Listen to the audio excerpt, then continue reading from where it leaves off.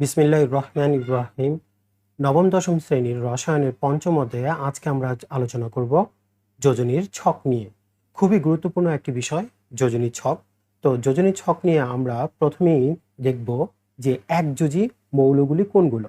তো আমরা এখানে দেখতে পাচ্ছি যে একযোজী মৌলগুলো হচ্ছে hydrogen, fluorine, chlorine, bromine, iodine, sodium, potassium, copper, silver. আর একযোজীর যে যৌগমূলকগুলো সেগুলো হচ্ছে ammonium, nitrate, thiosulphate, hydroxyl, nitrite, hydrogen sulphate এবং সায়ানাইড।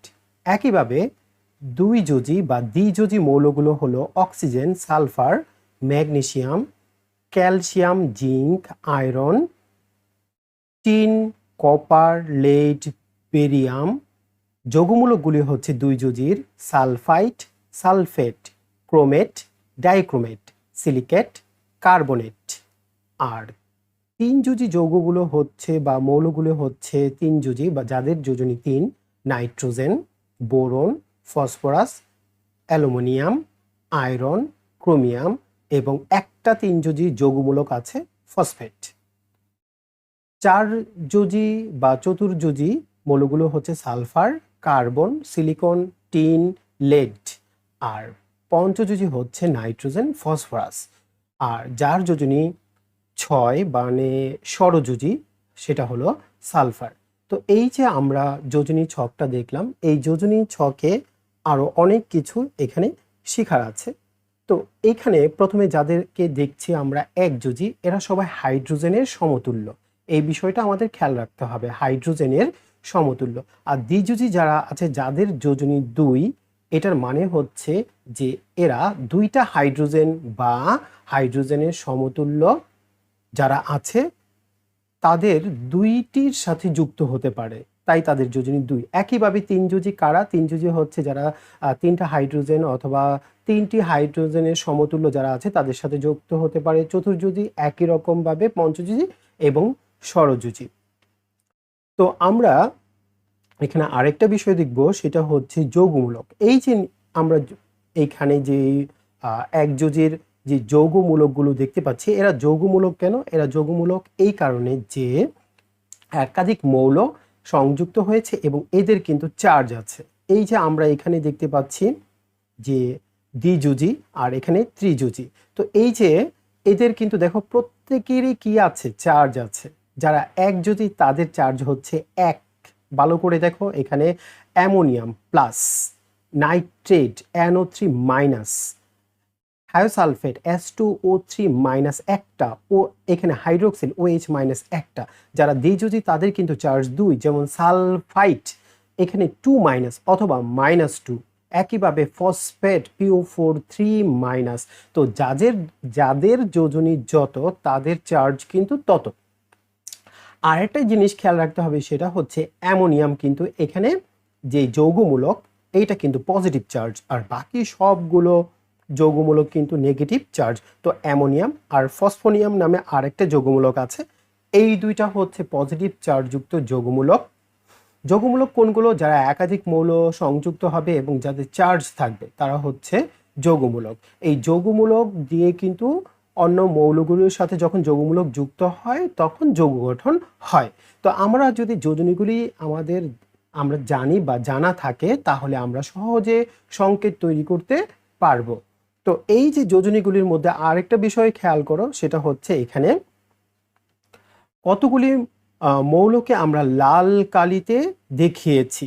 এই যে দেখো লাল কালিতে দেখিয়েছি নাইট্রোজেন, এবং এখানেও দেখো নাইট্রোজেন, এখানেও আছে নাইট্রোজেন, আবার এখানেও আছে নাইট্রোজেন। তো নাইট্রোজেনের যোজনী কিন্তু দুইটা, ত্রিযোজী এবং পঞ্চযোজী, অর্থাৎ 3 এবং 5। একইভাবে আমরা সালফারকে যদি খেয়াল করি, এই যে একটা সালফার, এই যে একটা সালফার, এই যে একটা সালফার, সালফারের যোজনী 2 4 6, তাই এক সিরিয়াল অনুযায়ী লিখেছি যাতে তোমাদের বুঝতে সহজ হয় এবং মুখস্থ রাখতে সুবিধা হয়। তো নাইট্রোজেন একই সিরিয়ালে অনুযায়ী আমরা রেখেছি, ত্রিযোজী, পঞ্চযোজী। সালফারের ক্ষেত্রেও একইভাবে একই সিরিয়াল অনুযায়ী রেখেছি। একইভাবে ফসফরাস এবং ফসফরাস দেখতে পাচ্ছ তিনযোজী, পঞ্চযোজী একই সিরিয়ালে আছে। একইভাবে এখানে দেখতে পাচ্ছ লাল কালিতে দেখিয়েছি আয়রন, টিনের ক্ষেত্রে দেখতে পাচ্ছ, কপারের ক্ষেত্রে দেখতে পাচ্ছ 1 এবং 2। একইভাবে লেডের ক্ষেত্রে দেখতে পারো লেডের যোজনী হচ্ছে 2 এবং 4। তো লেডের যোজনী 2 এবং 4, তাই আমরা একই বরাবর লাল কালিতে দেখিয়েছি যাতে করে তোমরা সহজে বুঝতে পারো এবং মুখস্থ রাখতে পারো। তো যাদের যোজনী একাধিক তাদেরকে আমি একই বরাবর লাল কালিতে রেখেছি যাতে তোমরা সহজে বুঝতে পারো। এবার আমরা যোজনীর আরেকটা চমৎকার বিষয় দেখাবো, সেটা হচ্ছে আস এবং ইক। একটু ভালো করে খেয়াল করো, এখানে আয়রনের ক্ষেত্রে দেখা যাচ্ছে আস এবং ইক। আবার তোমরা এইখানে এখানে দেখতে পাচ্ছ টিনের ক্ষেত্রে দেখতে পাচ্ছ আস এবং ইক। আবার তোমরা যদি আবার খেয়াল করো যে এখানে কপারের ক্ষেত্রে দেখতে পাচ্ছ আস এবং ইক। আমরা যদি খেয়াল করি আরেকটা বিষয়, সেটা হচ্ছে লেডের ক্ষেত্রে দেখতে পাবা যে লেড আস এবং ইক। এই আস এবং ইক দিয়ে কি বোঝায় চলো একটু আলোচনা করি। যখন আমরা দেখব যে আয়রনের উচ্চারণ আস, তখন বুঝতে হবে যে আয়রনের যোজনী হচ্ছে 2। আবার যদি যোজনী 3 হয় আয়রনের, তখন উচ্চারণ হবে ইক। যেমন একটা উদাহরণ বলি, ফেরাস ক্লোরাইড FeCl2, তখন আয়রনের উচ্চারণ হবে আস, কারণ যোজনী হচ্ছে 2। ফেরিকের ক্ষেত্রে ফেরিক ক্লোরাইড, তখন যোজনী হবে 3, ফেরিক FeCl3। ফেরিক ক্লোরাইড, তখন আয়রনের যোজনী হবে 3, ফেরিকের ক্ষেত্রে 3, আর ফেরাসের ক্ষেত্রে হচ্ছে 2। একইভাবে টিনের ক্ষেত্রে যদি খেয়াল করো আস এবং ইক। স্টেনাস ক্লোরাইড, যখন স্টেনাস বলবো তখন আসের জন্য টিনের যোজনী হবে 2, আর ইকের জন্য স্টেনিক ক্লোরাইড, ইকের জন্য যোজনী হবে 4। তো টিনের যোজনী 2টা, 2 4 2 4 2 4।